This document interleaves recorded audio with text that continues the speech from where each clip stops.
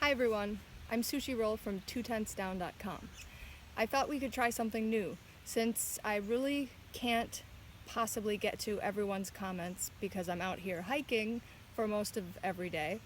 I decided I wanted to pick out a bunch of questions and answer them in a video because that way at least I can answer some of your questions and hopefully I can get to some of the other comments when I have some downtime. Anyway, so we'll start with question number 1 here. How do we keep up morale and what do we do when we get bored?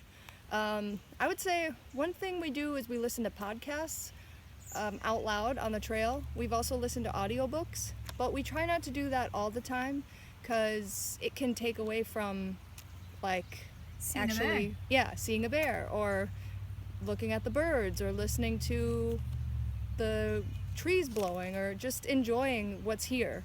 So we try not to do that all the time. What else do we do? Like audiobooks?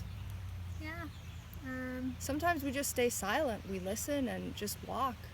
We talk a lot. We have really good conversations. We're not always, when one of us is in like a bit of a bad mood, the other one isn't always in a bad mood, so we kind of bounce off of each other, help each other through it. Yeah, that's another good point. It's rare that we're both in a bad mood at the same time, or we're both bored at the same time. So it kind of helps, that we have each other. We just sometimes are able to use each other for support. Question number 2. A few of you have asked if we're together or if we're married, and the answer is yes. We've been married for almost 3 years, together for almost 6, and we came on the trail together, and that's the answer to that one. And this one's related to that one as well. A couple of you asked for tips for couples on the trail, and I would say a big tip for going on the trail as a couple is to share your chores evenly. Risha puts up the tent and I blow up the mats. We kind of split the chores evenly, or one of us filters water and the other one hangs the bear bags, something like that. We split our chores evenly, and that helps us not to, it helps one or the other not feel like it all lands on them. So another thing we do is we have silent time sometimes, and that helps to just get in our own, have our own thoughts and just have time to ourselves, even if we're not necessarily physically having time to ourselves. Another thing is some couples hike apart during the day. We don't necessarily hike apart, but that's a common thing for other couples. They'll hike apart during the day and then meet up at places down the line. Some couples even have their own tent. And we had a couple people saying that we would drive each other nuts if we shared one tent, but we're not driving each other nuts. It's working out just fine. That's what you think. And let's see. Another thing is accepting each other as hikers individually. So we are very different hikers, and we've had to learn how to accept that we are very different hikers. I tend to hike pretty fast, but I'm slow getting ready, and Risha tends to hike a lot slower than I do, but she's a lot faster getting ready. So we've had to learn how to accept that we are just very different hikers, and we need to find some middle ground with that. Also, basically, in the beginning, when we were finding out that we were really different hikers, the thing that we had to really do was be patient with each other, because we had to kind of find a way to get into our groove, our hiking groove. And in the beginning, it was really hard because we're learning that even though we had hiked together before, well, I guess we're more different backpackers, because hiking together was fine. Backpacking together, we're very, very different. So just being patient and getting time to figure out how we're gonna, meet in the middle with our backpacking stuff. That's about it. Question number 4. This is an answer to my own question that I asked you guys, which is, would you rather have the videos be more frequent or better quality? And it looks like the overwhelming answer is you want more frequent videos. So I'm just gonna let you guys know, thank you so much for answering that question for me.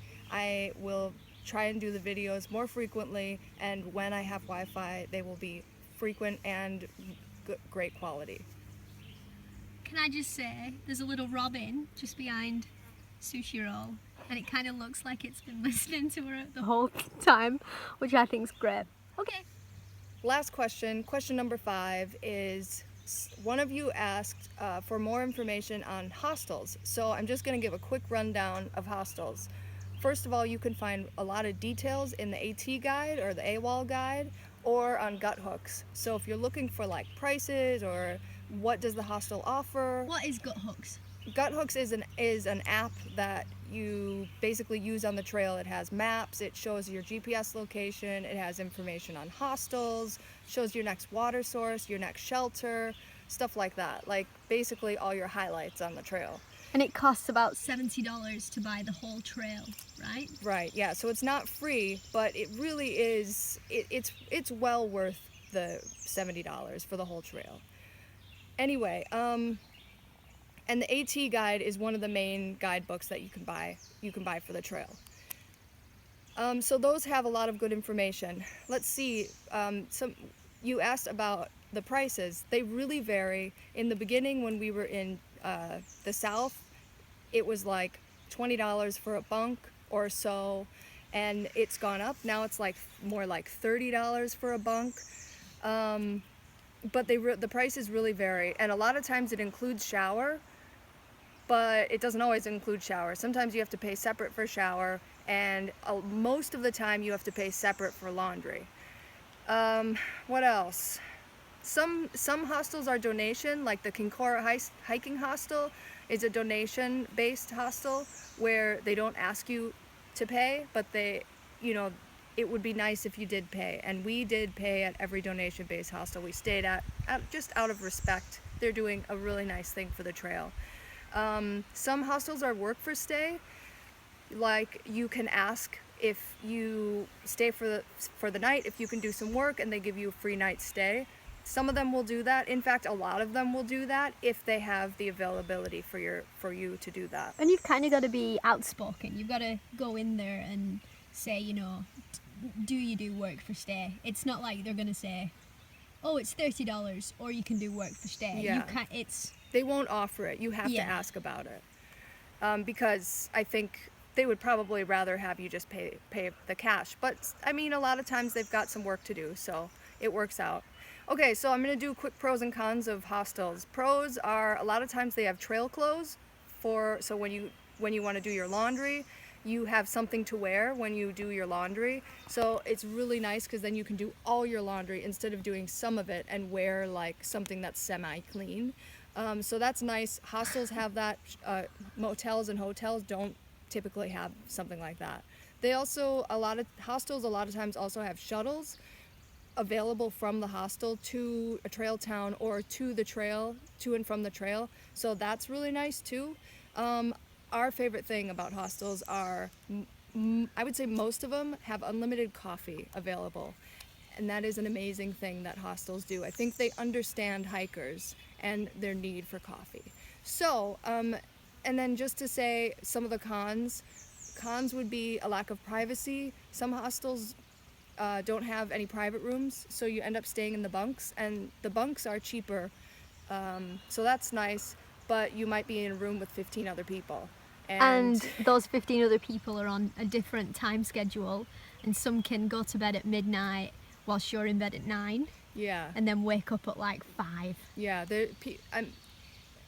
I don't know if it doesn't always, schedules don't always work out in a bunk room. Yeah. We've had a few situations of that where it's just, it's hard to get sleep in a bunk room. And snorers and, just various other things. But that's what you're paying for. But that's what you're paying for. So, and sometimes they'll have a private room. Lately we haven't seen any with any private rooms though, so. No, but the Bear Den Hostel, I would recommend anyone to go there for the deal. That was really nice, that Bear Den Hostel. And there's a video about that. A few videos back, there's a video about that. So check that out. The other con of hostels, I would say, is the only other real big con is that you have to share a bathroom. And sometimes it can get kind of crazy waiting for your chance to get to the bathroom. So, but that's about it.